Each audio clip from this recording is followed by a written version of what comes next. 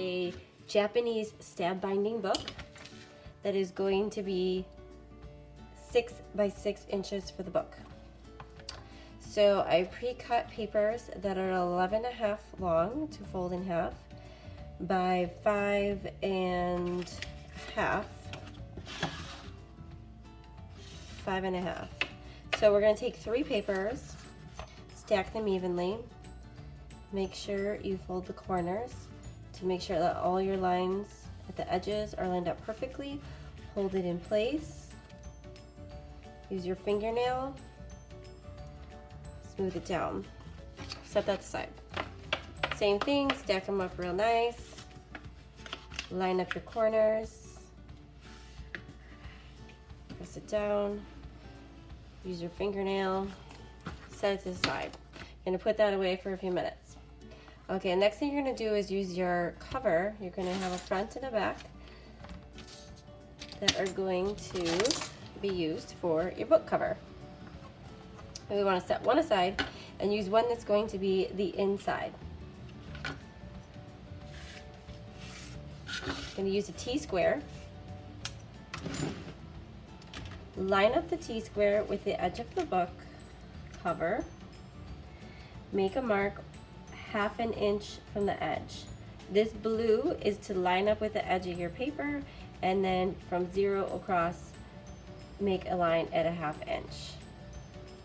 Pick up your ruler, turn the board, line the ruler up again at the edge of the board, and this time line up your ruler with that mark that you just made and go all the way across. So this way, this space right here is 1/2 inch from your binding. This is going to be the binding.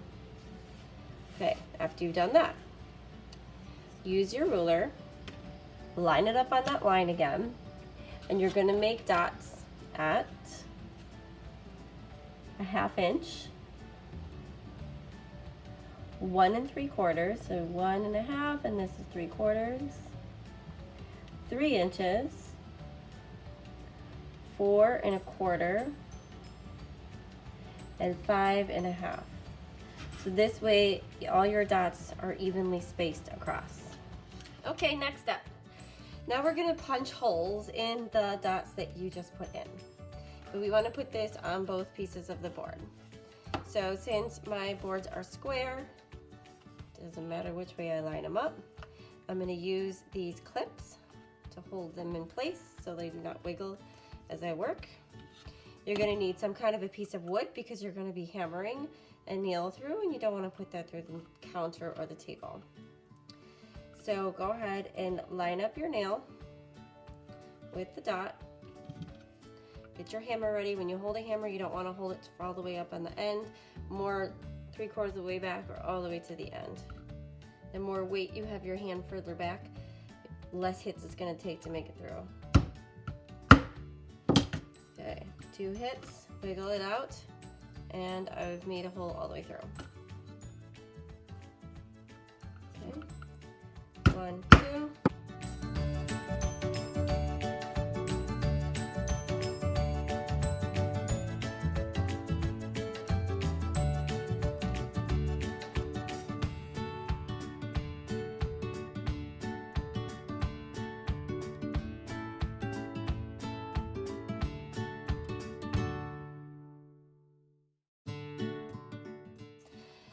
Now we want to punch the papers. And I do this in 2 parts just because I think it's a little bit hard to line them all up together. So this way I'm going to line up my folds. So I'm going to stack them to get those folds real nice at the edge, lined up. Line up your folds with the edge of the board. Okay, and then you want to have even spacing all the way around. So you don't want to have all your papers all the way to this edge and then you have this giant space over here. So look at your spacing. Okay, and then use your clip again. Hold that in place. Flip it over so I can see where the holes are. And we're going to hammer again. Going to make it through all the papers.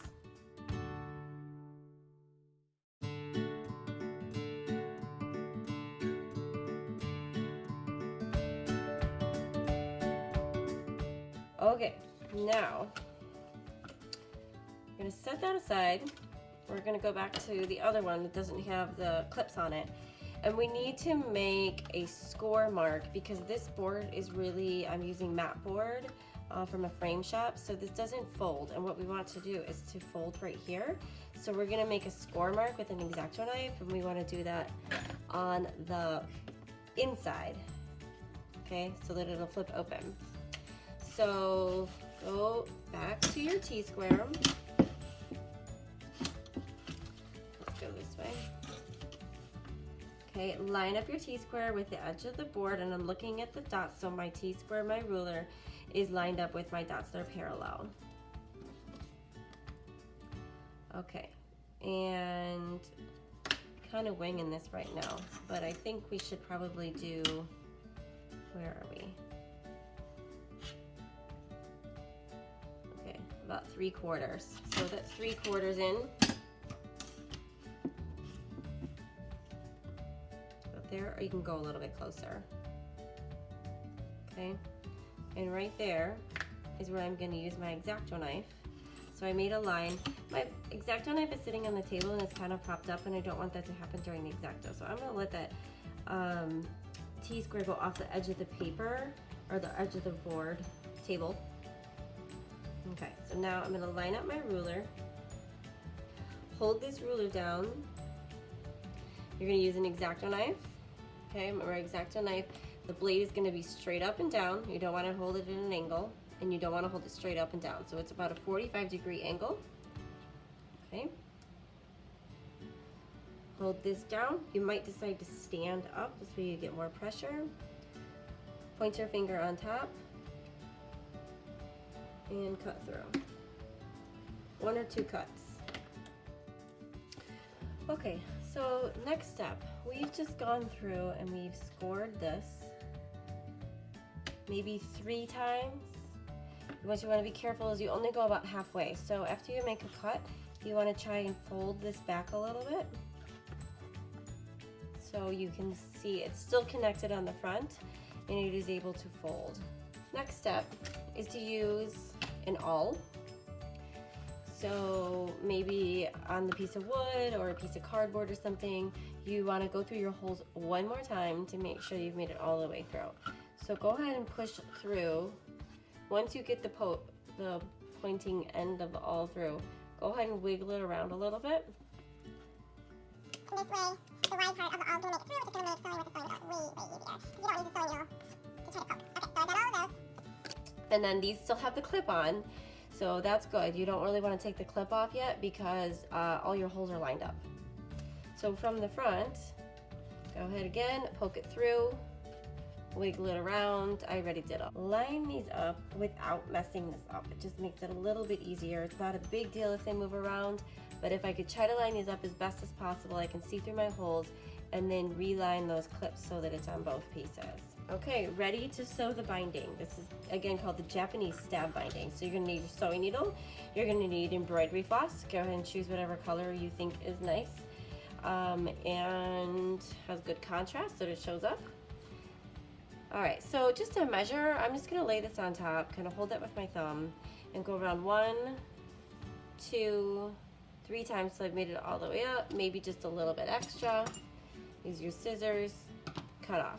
Okay, that's just a measure so we make sure that we have a long enough piece. All right, and now for the fun part, threading the needle. So you're going to twist and squeeze the string in your fingers. And imagine this is Pac-Man, and that's Pac-Man's tongue. So as you open your fingers, Pac-Man's tongue sticks out, and then squeeze it back in. Now you're gonna do the same thing with the sewing needle. So I'm gonna squeeze my fingers, which flattens the thread. And then when I get right in front of the needle, I'm going to open Pac-Man's tongue, slowly pushing his tongue into the little eye of the needle. The eye is the hole. Okay. So depending on what kind of sewing, sometimes you tie a knot at the end. We do not need a knot, but we do want a tail.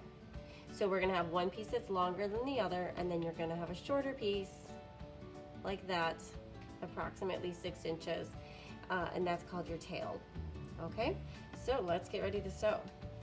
So we're going to start from the back side, go through to the front. If for some reason your pieces moved around and they're not lined up, you can kind of wiggle it around to get the right piece. Okay, I'm going to pull all the way through until I have a piece about that big. Notice I'm holding it in between my fingers because if I keep pulling, it's going to come out and I have to do it again. So I'll do that again. Okay, pull it through.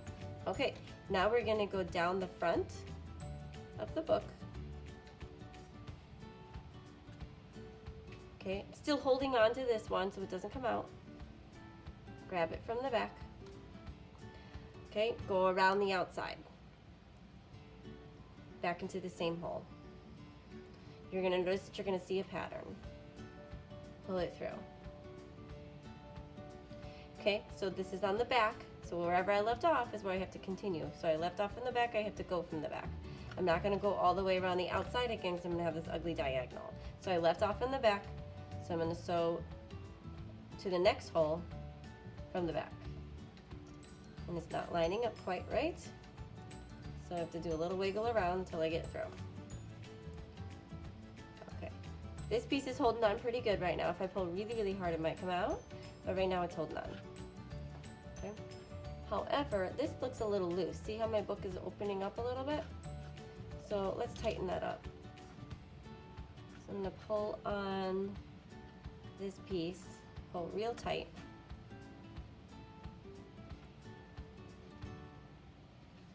Pull real tight. See how that brought the binding back together? Okay.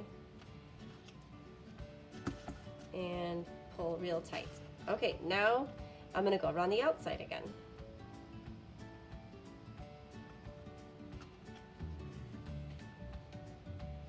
Okay. Now I'm just holding onto the binding that's holding it closed. All right, where do you think we go next? We're going to go down the front to the next hole. Then what's next? Around the outside. See the pattern? Down and around, down and around, down and around, down and around. Okay, remember you keep squeezing that binding, keep those pieces really tight. Okay, it's gonna hold your book together. Okay, so we've kind of finished the front. So now we're gonna go over the around again, and we're gonna go around the bottom of the book. Okay, notice my tail's getting a little shorter as this long piece gets long, so just shorten the tail a little bit so this doesn't get stuck into your stitches. All right, so what do you think we're gonna do? We're gonna fill in this hole.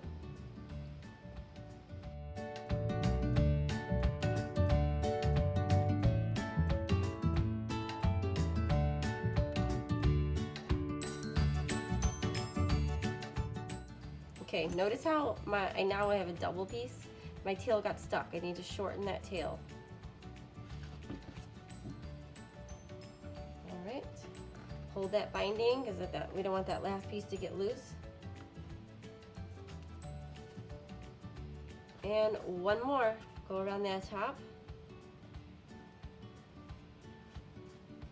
Last hole, pull it tight. Okay, you can take my needle off. Now I have a piece on the front and a piece on the back. Probably should have left that piece a little bit longer. All right, so now we're gonna tie a knot. So go around the outside. Depends on if you want it to look pretty and maybe you want to tie a bow.